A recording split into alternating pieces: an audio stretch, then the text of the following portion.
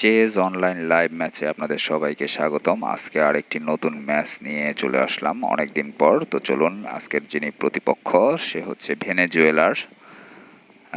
চলুন, ইতিমধ্যে খেলা শুরু হয়ে গেছে। সে E4 মুভের মাধ্যমে খেলা শুরু করেছে। আমিও পন E5 মুভ করেছি। সে নাইট ডেভেলপ করেছে G5 নাইট। আমি D6 পন D6 মুভ দিয়েছি।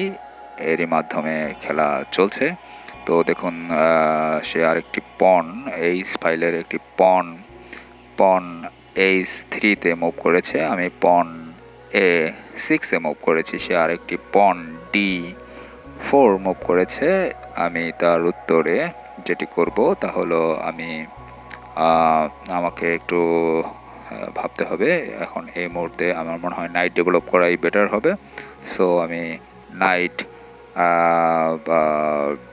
C6-এ মুভ করলাম।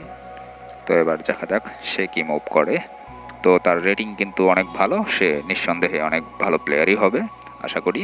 তো চলুন, আজকের ম্যাচ খুব ইন্টারেস্টিং হবে। সে ইতিমধ্যে পন C3 মুভ করেছে। তো এবার আমার পালা। এবার আমাকে যেটা করতে হবে তা হলো আমি আরেকটি নাইট ডেভেলপ করে নেব নাইট F6-এ। তো যাই হোক, এবার চলুন দেখা যাক সে কি করে। খেলা জমে উঠেছে। সে আমার পন অ্যাটাক করেছে। এবার সে তার সাদা যে বিশপ রয়েছে সেটি দিয়ে তার পনকে প্রোটেকশন দিল।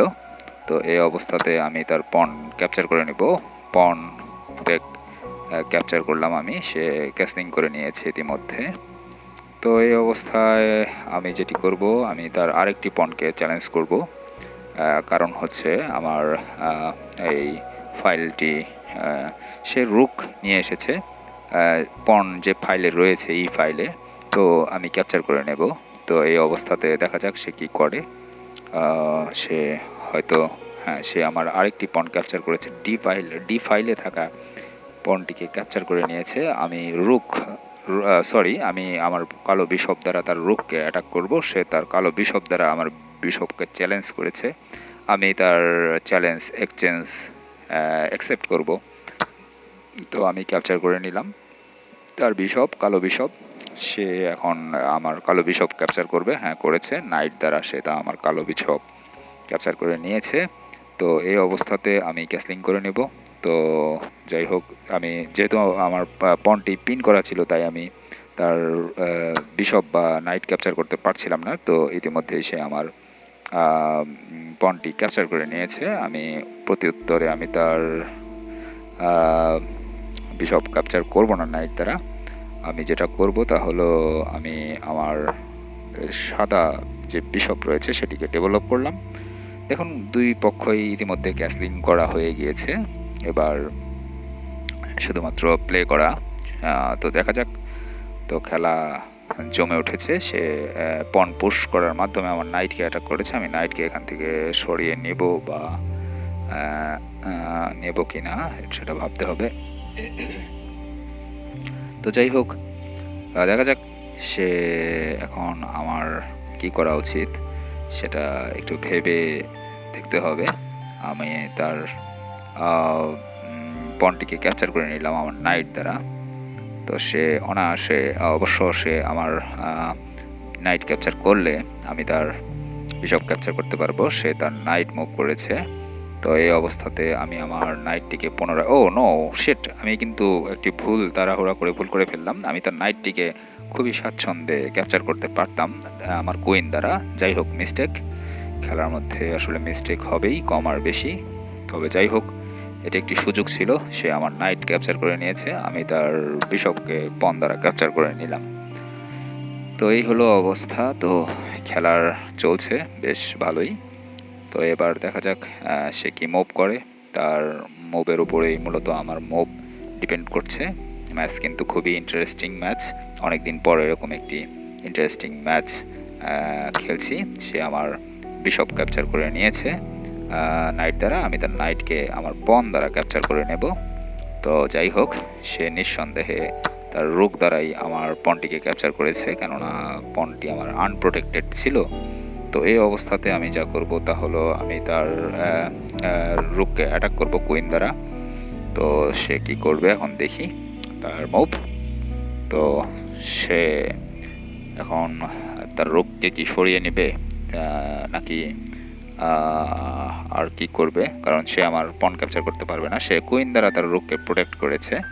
তো এই অবস্থাতে আমি যেটি করতে পারি সেটি হলো তার নাইট ক্যাপচার করতে পারি, কিন্তু নাইট ক্যাপচার করা যাবে না। নাইট কারণ হচ্ছে রুক দিয়ে ডিসকভার অ্যাটাক দিয়ে আমার কুইন ক্যাপচার করে নেবে, ডিসকভার চেক দিয়ে আমাকে আমার কুইন ক্যাপচার করে নেবে। তাই আমি কিংকে সরিয়ে নিলাম, কেননা তার রুক যদি আমার E7 নামিয়ে নিয়ে আসে তাহলে ডিসকভার চেক করবে এবং আমার কুইন ক্যাপচার হয়ে যাবে। এটি আমার জন্য খুবই সমস্যার কারণ হয়ে দাঁড়াবে। যাই হোক, এই হলো অবস্থা। তো সে তার নাইট মুভ করেছে, আমি তার নাইটকে অ্যাটাক করেছিলাম। সে আমার তার নাইটকে সে একটি টোপ হিসেবে আমাকে ব্যবহার করেছিল। যাই হোক, আমি সে সুযোগ দেইনি। যাই হোক, আমি তার রোগকে চ্যালেঞ্জ করবো কিনা ভাবছি, নাকি তার নাইট ক্যাপচার করে নেব। হ্যাঁ, নাইট ক্যাপচার করে নেওয়াটাই বেটার হবে।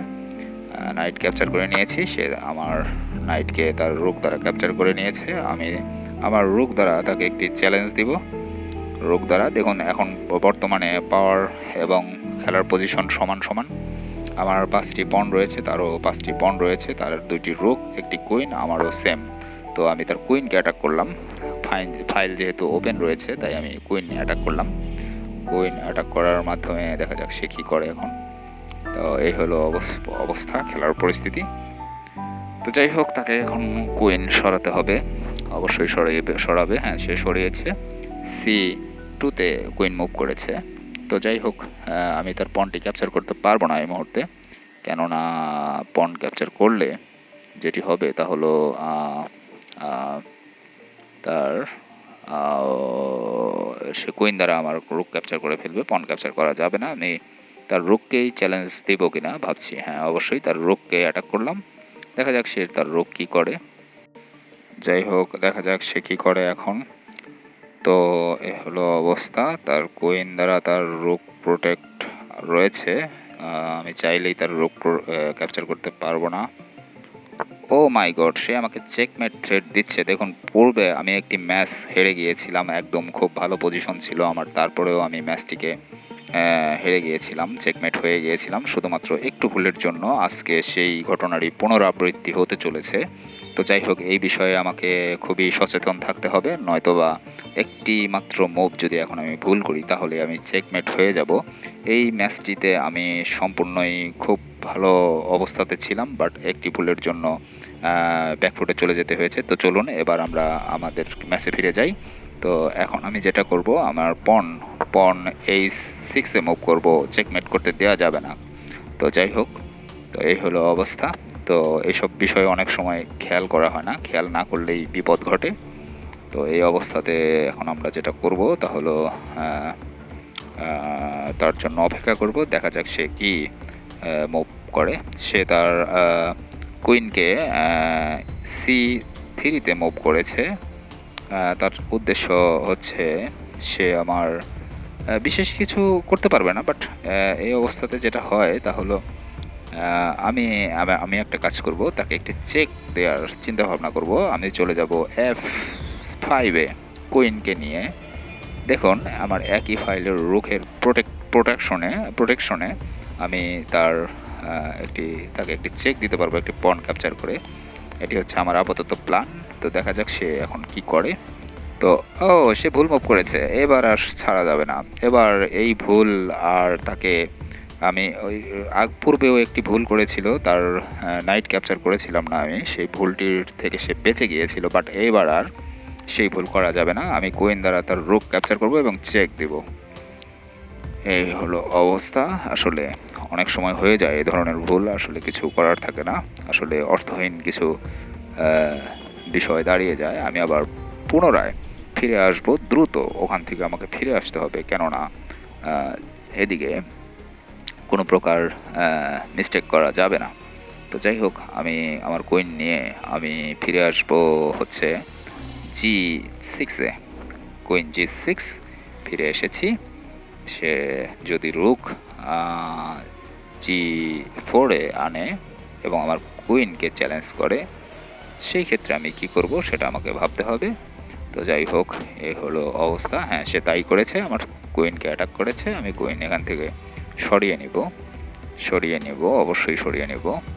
তো কুইনকে আমি আপাতত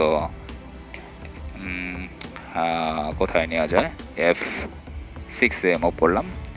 হ্যাঁ, তাকে চ্যালেঞ্জ করলাম, তার কুইনকে আমি কুইন এক্সচেঞ্জ করে নিতে চাচ্ছি, কেননা আমার যেহেতু 2টি রুক রয়েছে, অতএব আমি কুইন এক্সচেঞ্জ করতেই পারি।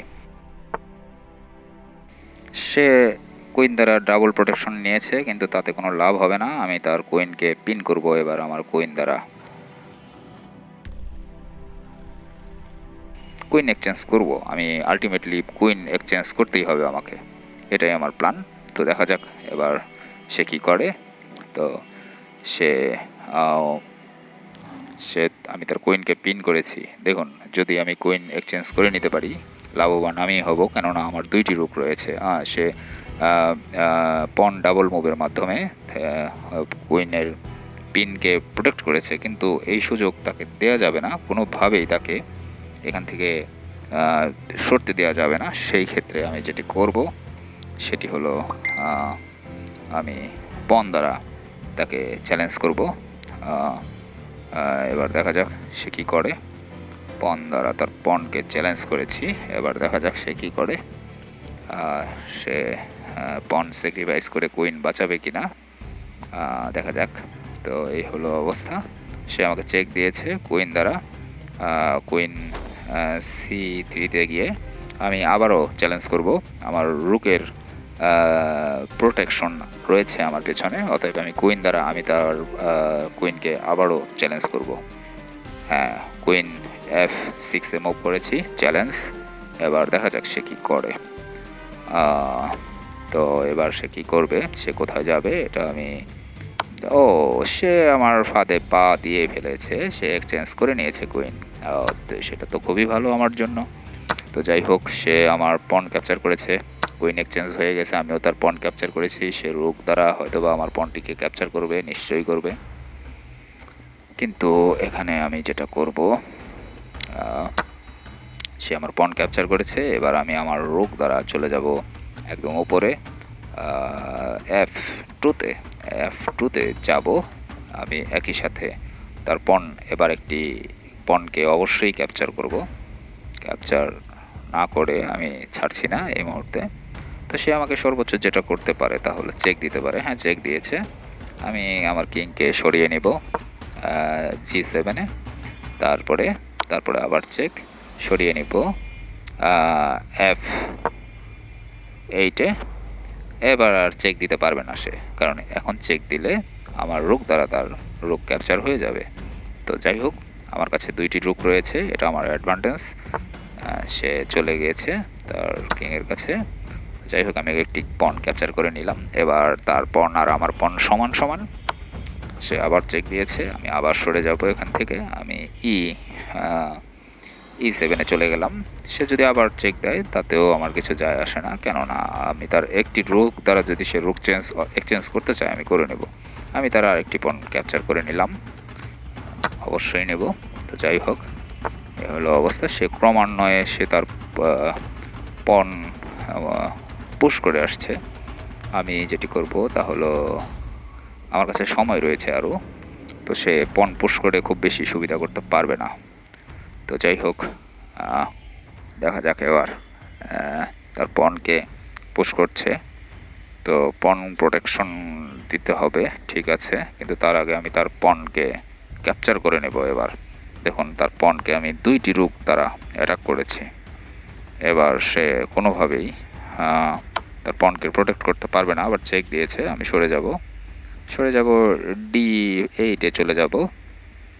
D8-এ চলে যাওয়ার পরে আর সর্বোচ্চ একটি চেক দিতে পারবে, তারপরে আর সে আমাকে চেক দিতে পারবে না। তো D8-এ যাওয়াটাই বেটার। হ্যাঁ, D8-এ চলে যাব। এই হচ্ছে অবস্থা। তো যাই হোক, আমি তার পনটিকে ক্যাপচার করে তাকে একটি চেক দিয়ে নিলাম। সে নিশ্চয়ই সরে যাবে ওখান থেকে। যাই হোক, সরে গিয়েছে। এবার আমাকে যেটা করতে হবে, দেখুন, খুব তাড়াহুড়ো করে ভুল করা যাবে না। ইতিমধ্যে ভুল করে ফেলেছিলাম, কেননা সে যদি রুক দ্বারা আমাকে যদি সে অ্যাটাক করতো তাহলে কিন্তু তার পন ডেভেলপ হয়ে যাওয়ার একটি চান্স ছিল। বাট যাই হোক, ওটাও একটু কঠিন ছিল, কারণ সেই সময়টা তার কাছে নেই। আমি তাকে দূর থেকে চেক দিয়ে তার পনটিকে ক্যাপচার করব, কিন্তু সে তা করতে দিচ্ছে না। সে কিংকে আবার আমার রুকের কাছে নিয়ে গেছে, রুককে অ্যাটাক করেছে। আমি ওখান থেকে একদম চলে আসবো সোজা G6-এ। এবার দুইটি রুক দ্বারা আমি তাকে অ্যাটাক করেছি। দুইটি রুক দ্বারা আমি অ্যাটাক করব, সে হয়তোবা যাই হোক, এই হলো অবস্থা। তো সে তার রুক দ্বারা তার পণকে প্রোটেক্ট করেছে। আমি তার অপোজিশনে আমার রুক দিয়ে তার পণকে অ্যাটাক করব। সে পণ পুশ করেছে। এবার আমি আমার রুককে যদি আমি G7-এ নিয়ে আসি, তাহলেই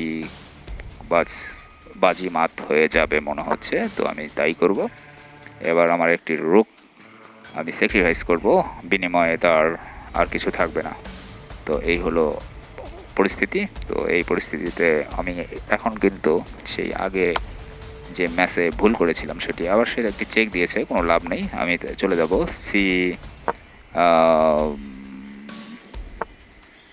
আবার সে চলে এসেছে। তো আমি এবার তার পণ ক্যাপচার করেছি, সে আমার রুক ক্যাপচার করেছে। আমি তার রুক ক্যাপচার করে চেক, বাস সে হেরে গিয়েছে। আমি এবার রুক নিয়ে চলে যাব, তাকে ব্লক করে রাখবো, আমি তাকে আর আসতে দেবো না। এবার আমি পণ পুশ করে আমি এবার কুইন ডেভেলপ করে নেব, সে আর আসতে পারবে না। এখানেই তার সীমাবদ্ধতা, আর তার পক্ষে আর আসা সম্ভব নয়, কারণ না আমার রুক দ্বারা প্রোটেক্টেড আছে। হ্যাঁ, সে রিজাইন করেছে। ইতিমধ্যে ম্যাচ উইন হয়ে গিয়েছি আমি। তো আসলে এই ছিল অবস্থা। বিগত সময়ে অনেক ম্যাচে আমি এরকম ভুল করে এই ধরনের এর থেকে ভালো পজিশনে থাকা অবস্থায়ও ম্যাচ হেরে গিয়েছি। তো যাই হোক, সবাই ভালো থাকবেন, সবাইকে ধন্যবাদ।